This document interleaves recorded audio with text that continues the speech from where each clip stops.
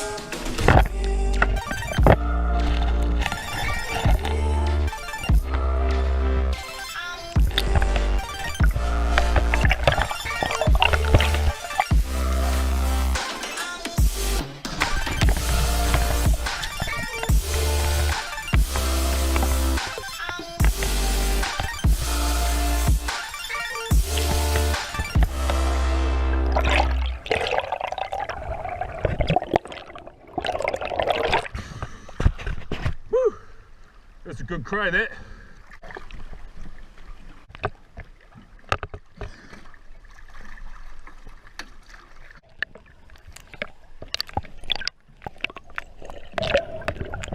So it didn't take long to get on some crays.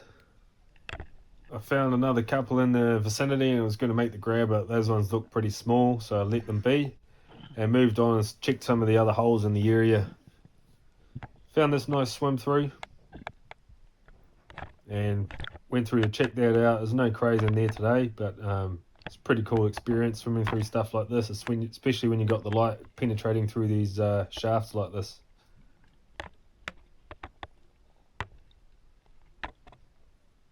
Came out the hole and greeted by a school of kahawai.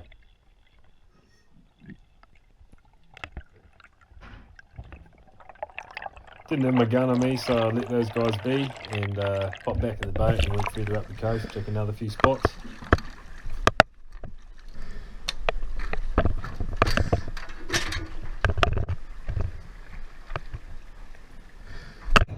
That was a good wee warm up on the lungs. Clear enough to grab some crays, probably not quite clear enough for spearfishing. Got a nice big buck here and he's got all his legs. He did have his antenna, I've broken that up in the catch bag. That was a good grab, that one. He was just walking out along the bottom of the cave and I just managed to get on top of him. And then this one here is smaller legs on it, but still a good tail, and that's probably lunch, that one. I think the other one's too big for lunch, but I reckon I can smash that for lunch. Anyway, I'm going to shoot out here, maybe have a cup of tea, flick the soft bait around, see if I can get a few gurnard, and then I'll probably punch up the coast, try another spot for some more crayfish.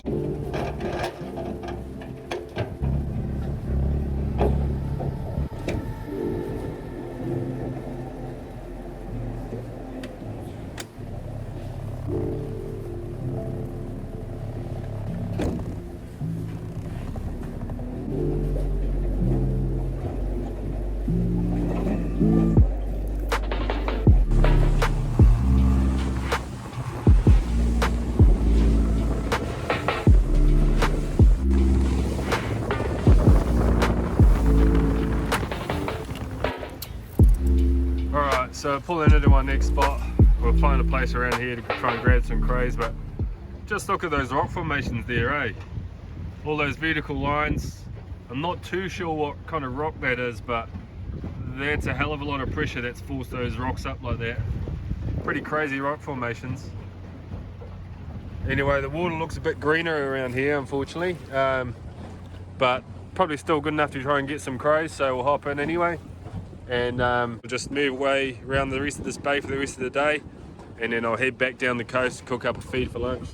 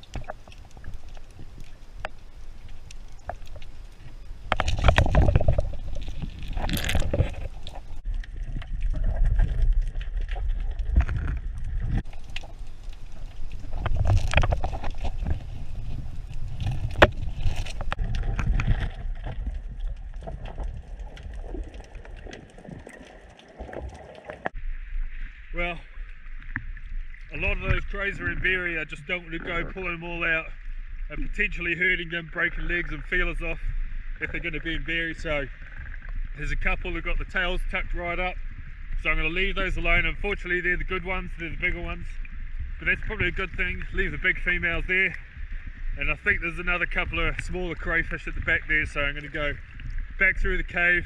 There's an exit hole on the other side, so I don't have to turn around in the cave. It just makes it a bit safer because you can get caught out trying to turn around or swim out backwards in the cave and you get stuck. So luckily for me, I wouldn't be doing this otherwise, but there's an opening, there's an entrance and an exit, so I can just beeline it straight through. Whew.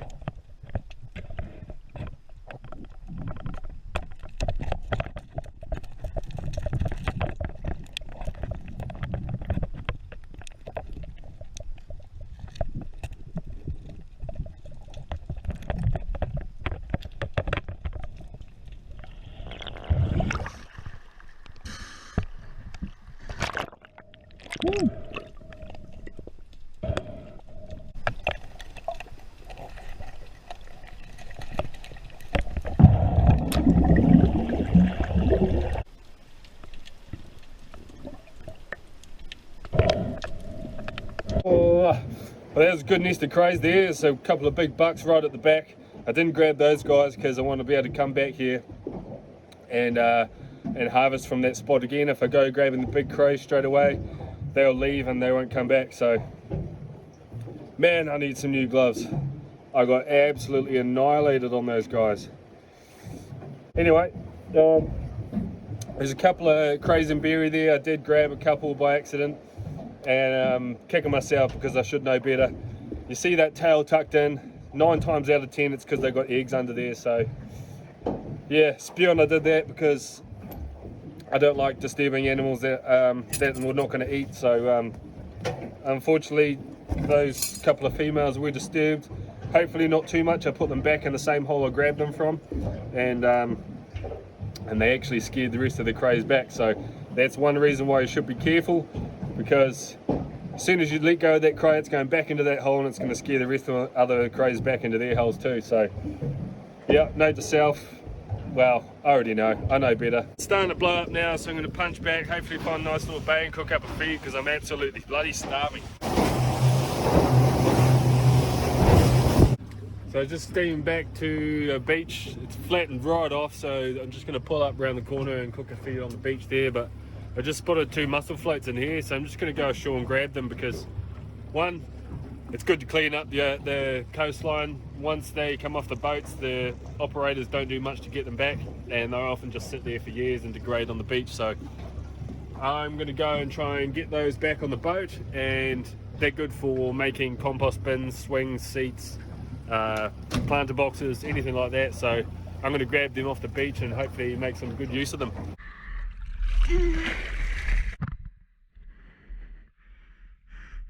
Sweet. It's a nice big one, that one. I'll just drag it down the water, grab the other one, and then I'll raft them up. This one looks like it could be full with water. Hope not. Yeah, it is. There's no way you're moving that. Yeah. Quite a nice day for a swim, actually.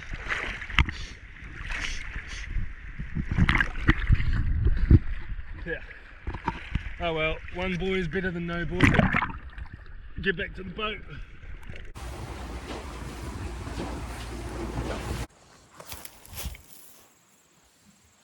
Right, I reckon this will do. Got some sticks, gonna make a little fire and try and cook this crayfish.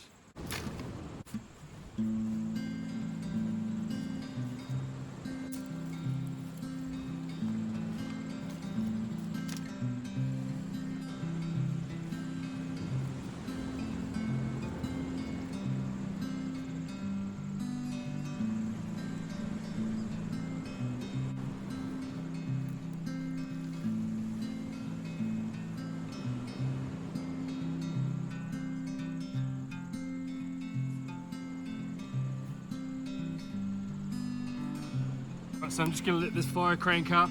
I'll chuck some more wood on it, get it roaring, and then burn it down to coals, and then I'm going to cover this crayfish in coals. I've never done this before, but I'm starving, I've got no cooking utensils, and you've got to do what you got to do. So I think it'll be alright. Just cover it in coals and leave it for 10-15 minutes and pull it out, and we'll see how we go.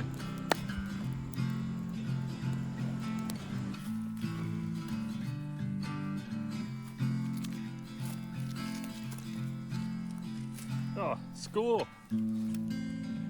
Power measurer. Sweet.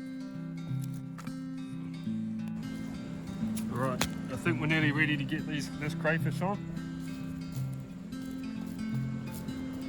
Just gonna make a hole in the middle and bang it straight in there. So, yep, as I said, never done this before. Wish me luck. Let's hope it turns out alright.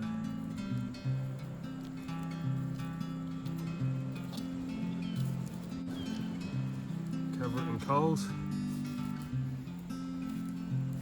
Alright, so we've got a bit of heat all around it with the rest of the fire, and he's just sitting on the coals for the most part. And then as this stuff burns out, I'll just put it on top. It's probably a bit too hot to chuck it on top at the moment.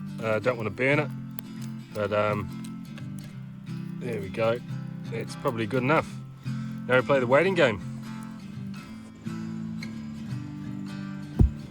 Okay, so one of the reasons I actually came out today and did this was not only because I need food for the freezer. I was making some sausages the other day with some wild pork and the leftovers of the venison that I got on D'Urville Island the other month. If you haven't seen that video, check it out. It's one of the latest hunting videos on my channel. So I was making some sausages with the leftover meat from that. I was running low on fat.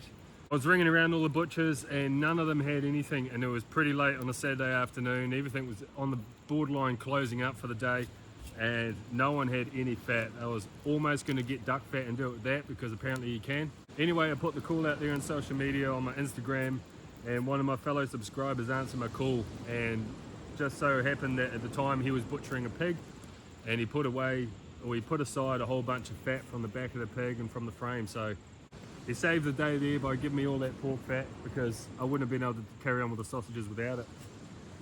So I went over there, gave him a couple of sausages from the first brew, but his son is actually a bit of a fan and sort of whispered to me, "Oh, I was hoping you'd bring me a crayfish." So kids just say what's on their mind, don't they? So you can't hold that against them. But I thought I'd come out and try and get them a couple of crays because they really saved the day that day.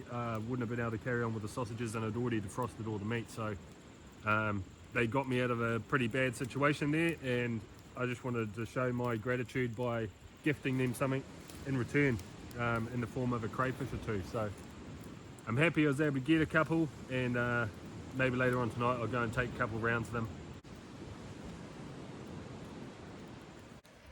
Well, I'd say that looks about done, so I'm just gonna try and get it up the fire somehow and see if I can rip into it. I might take it to cool down actually. Alright.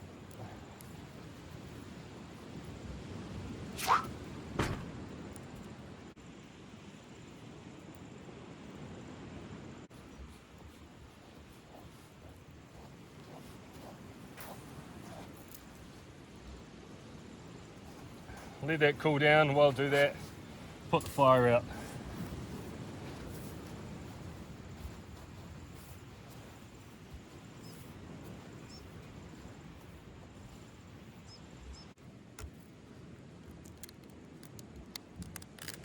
Man, that shell's just disintegrated with that heat.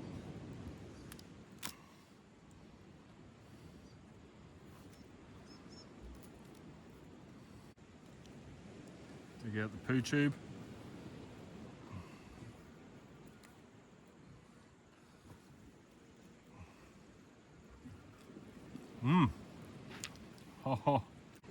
Oh man.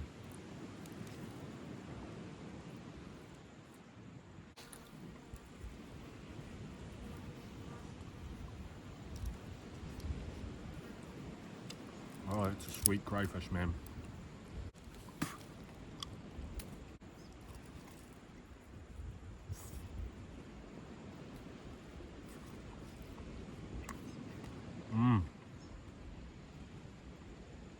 Oh, that is so sweet. Man, it's good. It's like a charcoal. Tastes like a charcoal barbecue.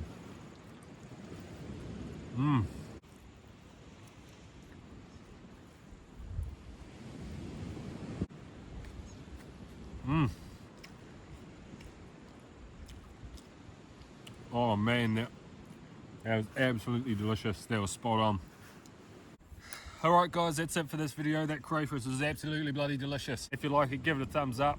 If you want to see more, hit that subscribe button and turn on the notifications, and YouTube will let you know when more videos drop. So once again, thanks for watching, and we'll see you in the next one. Yo!